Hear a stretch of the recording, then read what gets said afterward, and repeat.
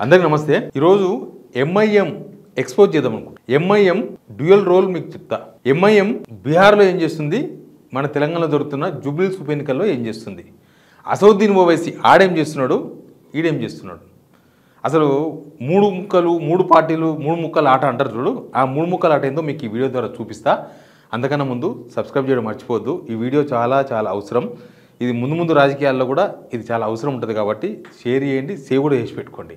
నేను మీకు అసదుద్దీన్ ఓవైసీ బీహార్లో మాట్లాడిన కొన్ని మాటలు వినిపిస్తా। అక్కడ బహిరంగ సభలు పెడుతున్నారు, అక్కడక్కడ గల్లీ సభలు పెడుతున్నారు। బీహార్లో ఎలక్షన్ వచ్చింది కదా, ఆడ దగ్గర 100 సీట్లలో ఎంఐఎం పోటీ చేస్తుందంట। అక్కడ బీజేపీ తర్వాత కాంగ్రెస్ కూటమి, ఎంఐఎం ఇండిపెండెంట్ అంటే ఎంఐఎం ఇండివిజువల్గా చేస్తుంది అక్కడ పోటీ। వీడికి వచ్చినాక జూబ్లీహిల్స్లో ఎంఐఎం పోటీ చేస్తలేదు।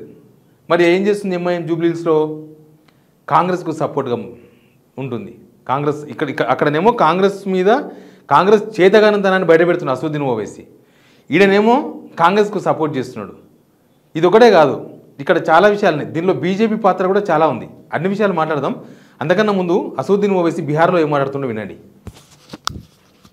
पार्टी की सोच में यही है कि जितने भी वीकर सेक्शन है, जिसमें चाहे मुस्लिम माइनॉरिटी हो, क्रिश्चियन माइनॉरिटी हो या फिर आपके दलित हो, एसी हो, इनको सिर्फ ये कहा जाए कि वोट डालते रहो।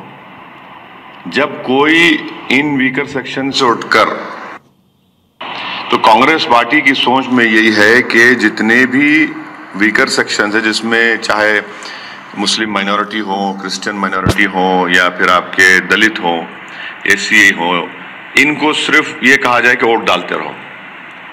जब कोई इन वीकर सेक्शन से उठकर पॉलिटिकल लीडरशिप या पॉलिटिकल जस्टिस की बात करता है तो फौरन इनको तकलीफ होती है। पूरे मध्य प्रदेश में आपने कितने मुसलमान इलेक्शन लड़ रहे हैं भाई? 4, उसमें से 3 कांग्रेस के, और फिर 90% वोट भी होना आपको, सत्ता भी होना आपको, और हमको क्या मिलेगा? एक भीख मांगने का चिप्पा। చాలా తీక్షణమైన కామెంట్ చేసిండు। బీహార్లో 4 పోటీ చేస్తున్నారు కాంగ్రెస్ తరఫున, మాకేమిస్తారు మీరు? బీఫ్ తినడానికి చిప్పా ఇస్తుంది కాంగ్రెస్ పార్టీ। బీహార్లో మాట్లాడిన మాటలు ఇవి, ఇంకా అట్లాంటివి చాలా ఉన్నాయి। अरे तुम्हारे पास बोलने को कुछ नहीं है तो तुम हमारे कपड़ों पर आ जाते, तो कभी हमारी गाड़ी पर आ जाते, तो कभी हमारे टोपी पर आ जाते, और उसके बाद होता क्या? हमले शुरू हो जाते, हम पर हमले शुरू हो जाते। तो इसको बोलते अंग्रेजी में डॉग विजिल पॉलिटिक्स, यानी कुत्ते की सीटी की सियासत इसको कहते हैं। तर्जुमा अगर करो तो dog vigil politics, hate politics, ये कांग्रेस का सदर कर रहा है। డాగ్ విజిల్ పాలిటిక్స్ చేస్తుంది కాంగ్రెస్, కుత్తాగా పాలిటిక్స్ చేస్తుంది। बिल्कुल अब कमजोर हो चुकी है। अब कांग्रेस को आप चाहे दुनिया का सबसे बड़ा कैल्शियम का इंजेक्शन भी देंगे तो कांग्रेस में जान आने वाली नहीं है। ప్రపంచంలో ఉన్న ఒక మంచి కాల్షియం ఇంజెక్షన్ తీసుకొచ్చి చేతికి ఇచ్చినా చేతి లేవదంట, అంటే కాంగ్రెస్ లేవదు అని చెప్తున్నాడు। సచ్చింది కాంగ్రెస్ అని చెప్తున్నాడు ఆయన భాషలో। మరి ఇదంతా బీహార్లో బీజేపీ పోటీ చేస్తుంది, ఈయన మాత్రం కాంగ్రెస్తో కలవడు। ఎందుకు కలవడు? అటు బీజేపీని ఓడించాలంటే ఈయన కాంగ్రెస్తో కలవాలి, కానీ అక్కడ కాంగ్రెస్ విమర్శన చేస్తున్నాడు। కాంగ్రెస్ చాతగంది అంటుండు, కాంగ్రెస్ చచ్చిపోయింది అంటుండు, కాంగ్రెస్కు కాల్షియం ఇంజెక్షన్ ఇచ్చినా లేవదు అంటున్నాడు, ముస్లింస్కు చిప్పా ఇచ్చిందని చెప్తున్నాడు బీఫ్ తిండికి బీహార్లో। మరి అదే అసదుద్దీన్ ఓవైసీ ఇక్కడ చూడండి।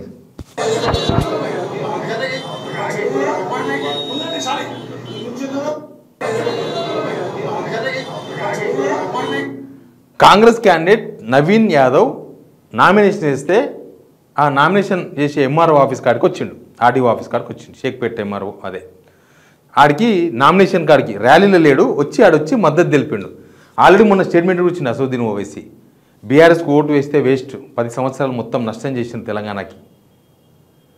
కాంగ్రెస్ ఇక్కడ బీజేపీ నామినల్, జూబ్లీహిల్స్లో బీజేపీ నామినల్ ఇక్కడ, కానీ ఇక్కడ మాత్రం ఆయన పోటీ చేయకుండా కాంగ్రెస్కు మద్దతు ఇస్తున్నాడు। అక్కడ బీజేపీ కాంగ్రెస్ ఉన్నది, అప్పుడు బీజేపీని ఓడించాలంటే ఆయన కాంగ్రెస్తో జత కట్టాలి, లేకపోతే పోటీ చేయకుండా ఉండాలి। కానీ అక్కడ ఓట్లు చీల్చనికే బీహార్లో పోటీ చేస్తుంది ఎంఐఎం, 100 సీట్లలో పోటీ చేస్తుంది। ఈడ వచ్చిన ఒకే ఒక ఉప ఎన్నిక, అది కూడా ముస్లిం ఓట్లు దాదాపు 1,00,000 వరకు ఉన్నాయి। ఆ ముస్లిం ఓట్ల దగ్గర పోటీ చేస్తాడు। ఎందుకు పోటీ చేస్తాడు? కాంగ్రెస్తో సపోర్ట్। ఇప్పుడు ఏడున్నట్టు అసదుద్దీన్ ఓవైసీ ఎవరితో ఉన్నట్టు? ఇంకో దీన్ని ఒక విషయం ఉంది. కిషన్ రెడ్డి మొన్న పోయి మాట్లాడుతుండు, ప్రచారం చేసిండు. కిషన్ రెడ్డి చేసే ప్రచారంలో ఆయన ఒక కామెంట్ చేసిండు, రామచంద్రరావు గారు కూడా కామెంట్ చేసిండు, బీఆర్ఎస్కి ఓటు వేస్తే వేస్ట్. మరి బీఆర్ఎస్కి ఓటు వేస్తే వేస్ట్ అన్నప్పుడు బీఏపీకి ఓటు వేయండి, కాంగ్రెస్ కూడా వేస్ట్ అనాలి కదా. వీళ్ళు అంటలేరు. ఎంఐఎం తిరుగుతున్నాడు పోయి, అక్కడ పోయి ఎంఐఎం తిరుగుతుండ్రు బీజేపీ వాళ్ళు. కాంగ్రెస్ ఫెయిల్ అయిందనో, కాంగ్రెస్ 6 గ్యారెంటీలు ఫెయిల్ అయినాయనో, కాంగ్రెస్ రేవంత్ రెడ్డి ఫెయిల్ అయినానో ఎవరు మాట్లాడతలేరు. బీఆర్ఎస్కి ఓటు వేద్దని చెప్తారు బీజేపీ వాళ్ళు. అసదుద్దీన్ ఓవైసీ ఇక్కడ అదే చెప్తున్నారు జూబ్లీహిల్స్లో, బీజేపీ వాళ్ళు అదే చెప్తున్నారు, కాంగ్రెస్ వాళ్ళు అదే చెప్తున్నారు. ప్లస్ ఇండైరెక్ట్గా ఎంఐఎం తిరుగుతున్నాడు. ఎంఐఎం ఎందుకు తిరుగుతున్నాడు ఆయన? కాంగ్రెస్ కదా, ఆడ ఎంఐఎం పోటీ చేస్తలేదు, కాంగ్రెస్ కదా పోటీ చేస్తున్నది. మరి కాంగ్రెస్ని ఎందుకు విమర్శనం చేస్తలేరు వీళ్ళు? అసలు అసదుద్దీన్ ఓవైసీ ఇక్కడ జూబ్లీహిల్స్లో ఎందుకు పోటీ చేస్తలేడు? బీహార్లో కాంగ్రెస్ ఎందుకు అంటే బీహార్లోనేమో కాంగ్రెస్ మంచిది కాదు, ఇక్కడ మాత్రం మంచిదా అసదుద్దీన్ ఓవైసీ దృష్టిలో?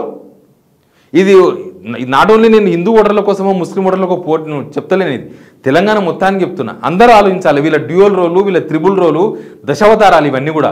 అసదుద్దీన్ ఓవైసీ బీజేపీతో ఉన్నాడని చాలా మంది ఆరోపణ చేస్తారు. అది తప్పని నిరూపించుకునే అవకాశం వచ్చిన దగ్గర వదిలేసింది. బీజేపీ లేని దగ్గరనేమో కాంగ్రెస్ సపోర్ట్ చేస్తాడు, బీజేపీ ఉన్న దగ్గరనేమో బీజేపీకి సహకరించే విధంగా పోటీ చేస్తాడు. అదే కదా అర్థమైంది. జూబ్లీస్లో కూడా పోటీ చేసి ఇక్కడ కూడా కాంగ్రెస్ ఎవరైనా గవర్నమెంట్నే క్వశ్చన్ చేయాలి ఎవరైనా. బీజేపీ బీఆర్ఎస్కి ఓటు వేయొద్దని ఇండైరెక్ట్గా కాంగ్రెస్ ఓటు ఏమని చెప్తుంది. కాంగ్రెస్ ఫెయిల్యూర్స్ గురించి మాట్లాడుతుంది అని అర్థమైంది. ఎంఐఎం మాత్రమే టార్గెట్ చేయడం వల్ల జరిగేది ఏంది? ఈ 3 ముక్కలాట ఇదే. కాంగ్రెస్, ఎంఐఎం, బీజేపీ ఈ 3 ముక్కలాట బీహార్ వర్సెస్ తెలంగాణలో ఇదే జరుగుతుంది. Please subscribe signal TV.